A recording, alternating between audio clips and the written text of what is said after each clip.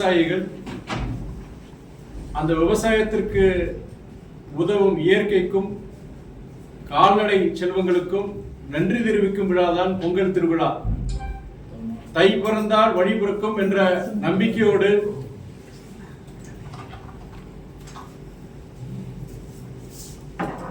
பொங்கலோ பொங்கல் என்று முழக்கமிட்டு இன்று பொங்கல் திருநாளில் மக்கள் மகிழ்ச்சியுடன் பொங்கலை கொண்டாடுகின்றார்கள். ஆனால் உண்மையிலேயே விவசாயிகள் இந்த நாட்டில் மகிழ்ச்சியுடன் இருக்கின்றார்கள் என்றால் இல்லை என்றுதான் சொல்ல வேண்டும். 2014ஆம் ஆண்டு என்று அன்று பாஜக ஆட்சிக்கு வந்த காலத்திலிருந்து விவசாயம் அழிவுப்பாதையை நோக்கி சென்று கொண்டிருக்கின்றது. விவசாயத்தின் இடுபொருட்கள், உரம், பூச்சி மருந்துகள் மற்றும் விவசாயத்திற்கு பயன்படும் இயந்திரங்களுக்கு ஜிஎஸ்டி, செயல்படாத பயிர் காப்பீடு திட்டங்கள், அதுபோல MS சுவாமிநாதன் தலைமையில் விவசாய வேளாண் பொருட்களுக்கு குறைந்தபட்ச அந்த விலை நிர்ணய அந்த திட்டம் இதுவரைக்கு அமல்படுத்தப்படவில்லை. அது மட்டுமல்ல, காலநிலை மாற்றத்தால் அதிகரித்து வரும் வெள்ளம், வறட்சி போன்ற நிகழ்வுகளால் விவசாயமே செய்ய முடியாத ஒரு சூழலை தான் நாம் இப்பொழுது பார்க்கின்றோம். இப்படி பல இடர்களை, பிரச்சனைகளையும் தாண்டி விவசாயிகள் அந்த பயிர்களை அறுவடை காலத்திற்கு கொண்டு வந்து விட்டால் அந்த ஓரிரவில் அந்த காட்டுப்பன்றிகள் அந்த விவசாய அந்த அறுவடைக்கு தயாராக இருக்கும் அந்த விவசாய அந்த வேளாண் பொருட்களை ஒரே இரவில் அதை நாசப்படுத்தி விடுகின்றது. இது கிட்டத்தட்ட கடந்த 4 ஆண்டுகள்ல ரொம்ப பிரச்சனை ரொம்ப மோசமாயிட்டு இருக்கு. ஒரு மாவட்டம் மாத்திரம் கிடையாது, தூத்துக்குடி, தென்காசி, விருதுநகர் போன்ற அந்த மாவட்டம் மாத்திரம் கிடையாது. இன்னைக்கு தமிழ்நாட்டில் இருக்கிற 70 விழுக்காடு மாவட்டங்கள்ல இந்த காட்டுப்பன்னி பிரச்சனை இருக்கு. மேற்கு தொடர்ச்சி மலை அதுல இருந்து ஆரம்பிச்சு கிட்டத்தட்ட இன்னைக்கு தஞ்சாவூர், கிட்டத்தட்ட சென்னை பக்கத்துல வரைக்கும் இந்த காட்டுப்பன்னி பிரச்சனை இருக்கு. இன்னைக்கு இது வருஷத்துக்கு வருஷம் மோசமாயிட்டு தான் வருது. இந்த பொங்கல் இந்த திருவிழாவை ஒட்டி விவசாய பெருமக்களுக்கு, தமிழ்நாட்டில் உள்ள விவசாய பெருமக்களுக்கு ஒரு பொங்கல் பரிசாக இந்த விவசாயத்தை அழித்து வரும் இந்த காட்டுப்பன்னி இந்த பிரச்சனைக்கு ஒரு முற்றுப்புள்ளி வைத்திட நமது தமிழக அரசு, நமது திராவிட மாடல் அரசை நடத்தும் மாண்புமிகு முதலமைச்சர் அண்ணன் தளபதி அவர்கள் தலைமையிலான தமிழக அரசு இந்த காட்டுப்பன்றிகளை கட்டுப்படுத்துவதற்கு ஒரு அரசாணையை வெளியிட்டுள்ளது. தமிழ்நாட்டில் உள்ள உழவர் பெருமக்கள் சார்பாகவும் மறுமலர்ச்சி திராவிட முன்னேற்ற கழகத்தின் சார்பாகவும் என் நன்றியை நான் தெரிவித்துக் கொள்கிறேன். அதே வேளையில் இன்னைக்கு இந்த காட்டுப்பன்னி பிரச்சனை பார்த்தீங்கன்னா, காட்டுப்பன்னி பிரச்சனை மாத்திரம் கிடையாது, இன்னைக்கு மயில்களால பிரச்சனை இருக்கு, சில பகுதிகளில் யானைகளால பிரச்சனைகள் இருக்கு. ஆனா இந்த காட்டுப்பன்னி பிரச்சனை பார்த்தீங்கன்னா மிகவும் பெரிய பிரச்சனை இன்னைக்கு விவசாயத்திற்கு. நான் 2022ல தூத்துக்குடி மற்றும் தென்காசி மாவட்ட அந்த சார்ந்த விவசாயிகள் என்கிட்ட சொல்லும் போது, நான் கிராமங்களுக்கு போய் விவசாயிகிட்ட நேரடியாக பேசும்போது, விவசாயமே நாங்க செய்ய முடியாத ஒரு சூழல் நாங்க இருக்கிறோம் சொல்லிட்டு சொல்லும் போது, நான் அன்னைக்கு பல்லாயிரக்கணக்கான விவசாயிகளை திரட்டிட்டு நான் அன்னைக்கு தூத்துக்குடி மாவட்ட ஆட்சியரை சந்திச்சு நான் இதை பத்தி நான் பேசியிருந்தேன். நான் கேரளாவில் இருக்கிற அந்த மாடல் மாதிரி, கேரளா எப்படின்னா உள்ளாட்சி அமைப்புகளுக்கு வந்து அந்த அதிகாரம் கொடுத்திருக்கிறாங்க, வனத்துறை மூலமா அதிகாரம் கொடுத்து இந்த காட்டுப்பன்னிகளை அழிக்கிறதுக்கு அந்த இது கொடுத்திருக்கிற மாதிரி தமிழ்நாட்டிலேயே அதை கொண்டு வரலாம் அப்படிங்கிற ஒரு சொல்லியிருந்தேன் நான். அதே வேளையில ஒரு நிரந்தர தீர்வு என்னன்னா, இந்த வனவிலங்கு அந்த பட்டியல் இந்த காட்டுப்பன்னி இருக்கு, மாநில அரசுக்கு, தமிழக அரசுக்கு அந்த அதிகாரம் கிடையாது. இந்த பிரச்சனைக்கு ஒரு நிரந்தர தீர்வு கொடுக்கலன்னா, நீங்க பீகார் போன்ற வட மாநிலங்கள்ல ஒரு வருஷத்துக்கு வரைக்கும் இந்த வனப்பகுதியில விட்டு இது போன்ற விவசாயம் நடக்கிற இடங்களுக்கு வந்து இந்த காட்டுப்பன்னிகள் பிரச்சனை பண்ணுதுன்னா யார் வேணா அதை சுடலாம், அழிக்கலாங்கிற ஒரு இதை வந்து அன்னைக்கு கொடுத்திருந்தாங்க. ஒன்றிய அரசு அதை செயல்படுத்தி இருந்தது. அது நம்மளுடைய கேரளா, தமிழ்நாடு போன்ற பகுதிகளில் இந்த காட்டுப்பண்ணி பிரச்சனை ரொம்ப மோசமா இருக்க பகுதிகளில் ஒன்றிய அரசு இதை நமக்கு கொண்டு வரணும்னு சொல்லிட்டு தான் நான் சொல்லியிருந்தேன். நேற்று கூட நான் என்னோட அறிக்கையில் அதான் சொல்லியிருந்தேன் நான். ஏன்னா இன்னைக்கு காட்டுப்பண்ணியோட இனப்பெருக்கம் ஜாஸ்தி, அதிக அளவில் இனப்பெருக்கம் பண்றதுனால இன்னைக்கு தஞ்சாவூர் வரைக்கும் போயிருச்சு இந்த பிரச்சனை. இது நம்முடைய வனத்துறை, தமிழ்நாடு வனத்துறை மூலியமா இதை பண்றது ரொம்ப ரொம்ப சிரமம். அதனால் நம்முடைய ஒன்றிய அரசு பொறுத்த வரைக்கும் தமிழகம் மாத்திரம் கிடையாது, கேரளா போன்ற பல மாநிலங்கள்ல இந்த காட்டுப்பண்ணி பிரச்சனைகளை விவசாயம் அழிஞ்சிட்டு இருக்கு இன்னைக்கு. ஆகையால் வனப்பகுதிக்கு அப்பாற்பட்டு நீங்க 3 கிலோமீட்டர் சொல்லியிருக்கிற அமைச்சர் அண்ணன் பொன்முடி சொல்லியிருக்கிறாங்க.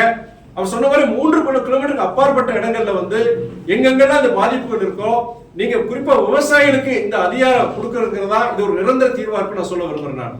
அதே இந்த விவசாயிகளோட பல பிரச்சனை இருக்கும்போது இந்த பிரச்சனை மிகப்பெரிய பிரச்சனையா இருக்கு. இதற்கு பொறுத்த வரைக்கும் தமிழக அரசு சரி, என்னை போன்ற நாடாளுமன்ற உறுப்பினர்கள் நாடாளுமன்றத்துல இதை பத்தி பேசணுங்கிறதா என்னுடைய ஒரு அன்பான வேண்டுகோள். தந்தை பெரியார் பத்தி சீமான் அவதூறா பேசியது, அவருக்கு நீதிமன்றமே அவர் மேல வழக்கு தொடர்ந்து சொல்லியிருக்காங்க. எப்படி சார் பாக்குறீங்க? கிட்டத்தட்ட இன்னைக்கு சமூக நீதி, பெண்கள் உரிமை, இன்னைக்கு எல்லாருக்கும் எல்லாம் என்ற இது போன்ற இதெல்லாம் யாரால் இருக்குன்னு பெரியார், தந்தை பெரியார் வச்சுதான். தந்தை பெரியார் இல்லாம சமூக நீதி கிடையாது, பெண்கள் உரிமை கிடையாது.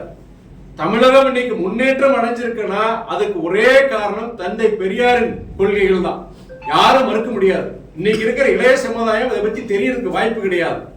ஒரு காலகட்டத்தில் பெண்கள் வீட்டுக்கு வெளியே கூட வர முடியாது, படிக்கக்கூட பெண்களுக்கு எதுக்கு கல்விங்கிற மாதிரி ஒரு இது இருந்தது. அதே மாதிரி இன்னைக்கு தாழ்த்தப்பட்டவங்க, பட்டியலின மக்கள் இன்னைக்கு எல்லாருக்கும் இன்னைக்கு சமுதாயத்துல முன்னேறி இருக்காங்கன்னா அது பெரியாருடைய சமூக நீதி கொள்கைகள் தான். இது யாராலும் மறுக்க முடியாது. அப்படி இருக்கும் பொழுது அந்த தந்தை பெரியாருடைய சமூக நீதி கொள்கைகளுக்கு வேறுபட்டவங்க யாரு? வேறுபட்டவங்கிறது திராவிட இயக்க கொள்கைகளுக்கு எதிரானவங்க, அது சனாதன தர்மத்தை அதுபடி இருக்குன்னு நினைக்கிறவங்க, அவங்க தான் தந்தை பெரியார் எதிர்த்தாங்க. ஆனா இன்னைக்கு என்ன ஒரு வேதனைனா, தமிழ் தேசியம் தவறான விஷயம் கிடையாது, தமிழ் தேசியம் பேசுறவங்க தந்தை பெரியாரை கொச்சைப்படுத்துறது ரொம்ப வேதனையான விஷயம். தமிழகம் முழுவதும் திராவிட இயக்கங்கள் இதை கண்டிச்சிருக்கிறாங்க. கிட்டத்தட்ட 60க்கும் மேற்பட்டவங்க நீங்க காவல்துறையில புகார் கொடுத்திருக்கிறாங்க. இது ஒரு மிகவும் ஒரு அதாவது வருத்தம் அளிக்கக்கூடிய ஒரு விஷயம் தான். ஏன்னா சனாதனம், RSS போன்ற அதை சார்ந்த இயக்கங்கள் செய்யறது தப்பு கிடையாது, அவங்க அதுகிட்ட தப்பு கிடையாது சொல்ல மாட்டாங்க, அதை அவங்க செய்வாங்க. ஏன்னா சமூக நீதிக்கு எதிரானவங்க இந்த சனாதன அமைப்புகள். ஆனா நம்மளுடைய திராவிட இயக்கம் சரி, நீங்க இந்த ஒரு இந்த இவரு அவங்க சொல்ற சீமானனுடைய இயக்கமும் பொறுத்த வரைக்கும், நாம் தமிழர் இயக்கம் பொறுத்த வரைக்கும் அவங்க இதை செய்யறது பத்தி ரொம்ப ஒரு வேதனையா இருக்கு. இது அவரு அண்ணன் சீமானுக்கு சரி, நாம் தமிழர் இயக்கத்துக்கு சரி, இது தகுந்ததல்ல. இது ஒரு இது போன்ற விஷயங்கள் பொறுத்த வரைக்கும் தந்தை பெரியார் இல்லாம அறிஞர் அண்ணா இல்லாம தமிழ்நாடு கிடையாது. இது அவங்க புரிஞ்சுக்கணும். அவங்க அவ்வளவுதான். பெரியாருடைய நூல்களை அரசியல் பொதுவுடைமையாக்கம் இருக்குது. அதாவது பெரியாருடைய நூல்களை அரசுடைமை ஆக்க மாட்டோம் யார் சொன்னாங்க? அதெல்லாம் அதுவே சொல்லல. தந்தை பெரியாருக்கு உண்டான அந்த மரியாதை எல்லாமே நம்முடைய தமிழக அரசு, குறிப்பா நம்முடைய முதலமைச்சர் தளபதி அவங்க கொடுத்துட்டு தான் இருக்கிறாங்க. வருடம் அவருடைய அங்க பெரியார் திடல்ல போய் அவருக்கு உண்டான அந்த தந்தை பெரியாருக்கு உண்டான மரியாதையை திராவிட இயக்கம் அனைத்து இயக்கங்களும் செஞ்சுட்டு தான் இருக்கிறாங்க. யாரு தந்தை பெரியார் நாங்க அதல்ல அரசுடைமை ஆக்குறது அது நம்முடைய திராவிட முன்னேற்ற கழக அரசு கண்டிப்பா செஞ்சுட்டு தான் இருக்கிறாங்க. தந்தை பெரியாருக்கு உண்டான முக்கியத்துவத்தை கொடுத்துட்டு தான் இருக்கிறாங்க. அவங்க என்னைக்கு தந்தை பெரியார் அதை என்னைக்கு ரெகக்னைஸ் பண்ணாம இருக்கிறாங்க? இல்ல, அவருடைய எழுதிய நூல்கள்ல நல்ல கருத்துக்கள் அவ்வளவு இருக்குது. அதையும் தந்தை பெரியார் அரசுடைமை ஆக்குறத நீங்க சொல்லுங்க, நாங்க கோரிக்கை வைக்கிறோம். அது மறுக்க போறது கிடையாது. முதலமைச்சரோ இந்த அரசு மறுக்க போறது கிடையாது. அதாவது வருடம் தந்தை பெரியாருடைய தமிழ்நாட்டு முன்னேற்றத்துக்கு காரணம் தந்தை பெரியாருடைய சமூக நீதி கொள்கைங்கிறது நம்ம முதலமைச்சர் எல்லா இடத்துலயும் சொல்லிட்டு இருக்காரு. முதலமைச்சர் மாத்திரம் கிடையாது, திராவிட இயக்கம் எல்லா இயக்கங்களும் சொல்லிட்டு தான் இருக்கிறாங்க. தந்தை பெரியார் எல்லாமே இன்னைக்கு தமிழ்நாடு முன்னேற்றம் அடைஞ்சிருக்க முடியாது, நாங்க எல்லாரும் ஒத்த கருத்து தான் இருக்கோம். தொடர்ந்து அண்ணாமலை சீமானுக்கு ஆதரவு கொடுத்தாங்க இருக்காரு. அவரோட காரியங்களுக்கு நான் இல்லை ஆதரவு தரேன் அப்படின்னு சொல்லிட்டு இருக்காரு தொடர்ந்து. அதாவது 2 பேருக்குள்ள போட்டி இருக்கு, 2 சகோதரர்கிட்டையும் போட்டி இருக்கு. இன்னைக்கு அந்த போட்டிங்கிறது ஆரோக்கியமான போட்டியா இருக்கும்.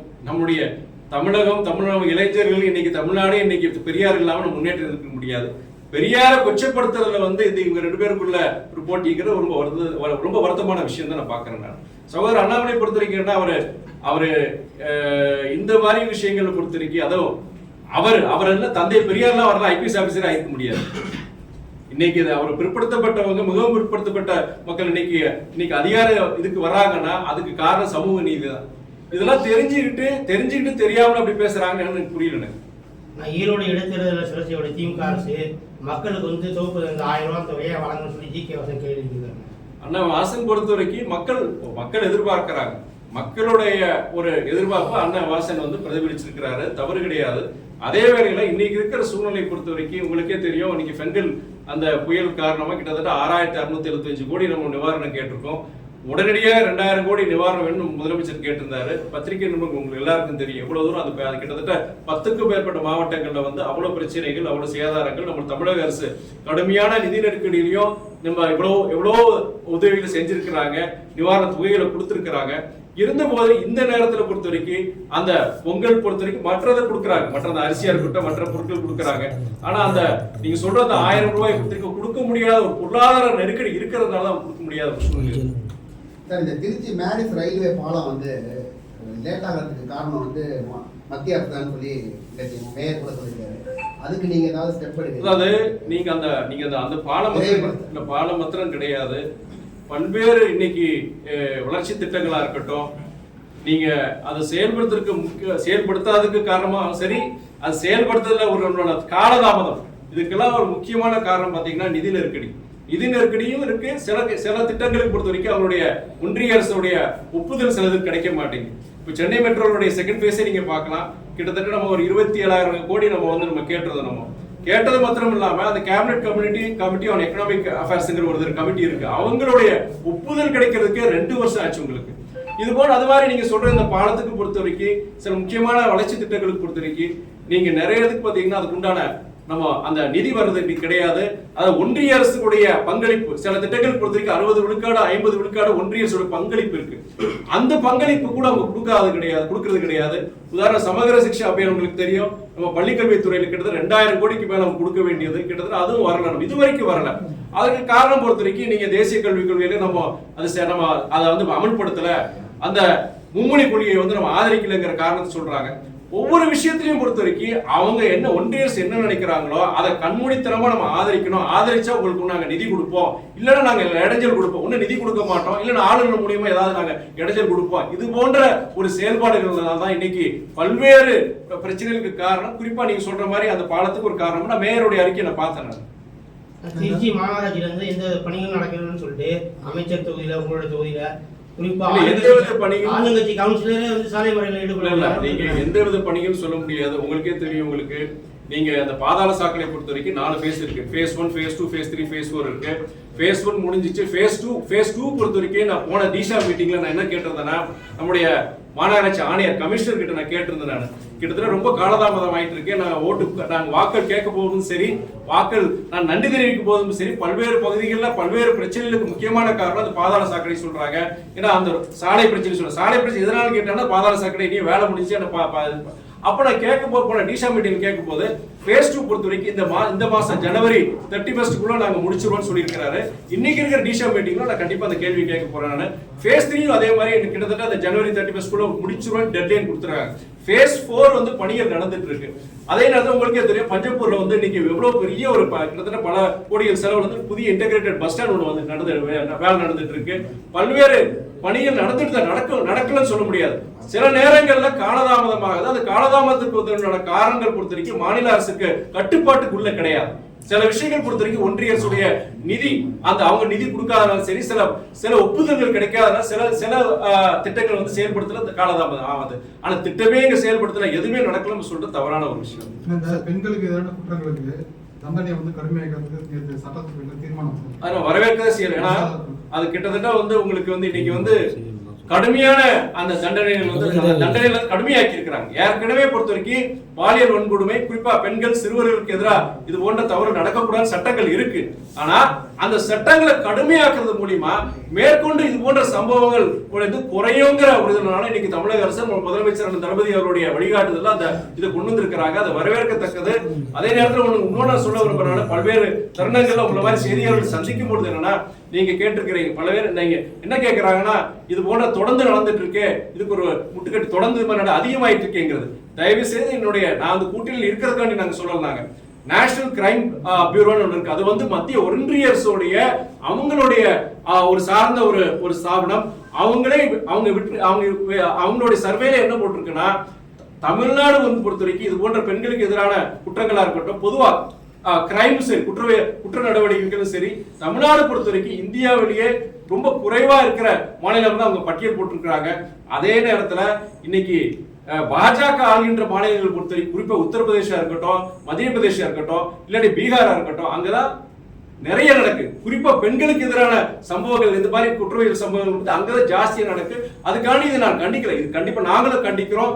அதே நேரத்தில் நம்முடைய அந்த முதலமைச்சரும் சரி, நீங்க இன்னைக்கு காவல்துறை சரி, அது கூட நடவடிக்கை எடுத்திருக்கிறாங்க. மேற்கொண்டு இது மாதிரி கல்வி ஸ்தாபனங்கள்ல இது போன்ற தவறுகள் நடக்கக்கூடாதுன்னு சொல்லிட்டு அதுக்கான குழு அமைச்சு ஒரு அனைத்து கல்லூரிகள் நீங்க இது போன்ற இது இடங்கள்ல பொறுத்த வரைக்கும் இது போன்ற சம்பவங்கள் இனிமேல் நடக்கக்கூடாதுங்கிற மாதிரி நிறைய முன்னெச்சரிக்கை நடவடிக்கை எடுத்துட்டு தான் இருக்கிறாங்க. சார், இப்போ திருச்சி மாநகராட்சி விரிவாக்க திட்டத்திற்கு பல்வேறு கிராம மக்கள் தொடர்ந்து எதிர்ப்பு தெரிவிக்கிறாங்க. ஆனால் சட்டப்பேரவையில் நேரு அவர்கள் சொல்லிருக்காரு எந்த எதிர்ப்பும் இல்லை அப்படின்ட்டு. எப்படி நீங்க பாக்குறீங்க? நான் என்ன பொறுத்த வரைக்கும் நன்றி அறிவிப்பு கூட்டங்களுக்கு போகும்போது சரி, வாக்குகள் கேட்ட கிராமங்களுக்கு போகும்போது சரி, சில கிராமங்களை பொறுத்த வரைக்கும் அவங்க ஆட்சேபனை தெரிவிச்சாங்க. குறிப்பா வந்து என்னன்னா, அது வந்து தவறான வழிகாட்டுதல் கூட சொல்லலாம். நீங்க வந்து இப்போ குறிப்பா நம்ம அதிமுக அவங்களுடைய அன்னைக்கு தவறான அவங்களுடைய தேர்தல் பரப்புரையில் என்ன சொல்லிட்டாங்கன்னா, உங்களுக்கு வந்து இந்த 100 நாள் வேலை திட்டம்லாம் உங்களுக்கு போயிருங்க, உங்க வாழ்வாதாரமே கேள்வி ஆயிருங்க, இந்த நீங்க மாநகராட்சி கூட இணையறதுனால உங்க கிராமத்துக்கு வந்து பெரிய நஷ்டங்க அப்படின்னு சொல்லி ஒரு பீதியை உருவாக்கும் போது அந்த கிராமத்து ஜனங்கள் பொறுத்த வரைக்கும் எங்களுக்கு வேண்டாங்க, நாங்க மாநகராட்சி இணையலன்னு சொல்லிட்டு சில கிராமங்களை சொல்லியிருந்தாங்க. அப்போ நான் அதை தெளிவுபடுத்தி சொல்லியிருந்தேன். 100 நாள் வேலை திட்டத்துக்கு பதில் உங்களுக்கு கிராமம் இந்த நகர்ப்புறங்களை பொறுத்த வரைக்கும் இது போன்ற பின்தங்கியவர்களுக்கு வந்து ஒரு வேலை வாய்ப்பு இருக்கிற மாதிரி திட்டங்கள் கண்டிப்பா நம்ம மாநில அரசு கொண்டு வந்து சொல்லிட்டு நாங்க சமாதானப்படுத்திருக்கோம். ஆனா நேரு போன்ற மூத்த அமைச்சர்களும் அதுக்குண்டான விளக்கத்தை கொடுத்திருக்கிறாங்க.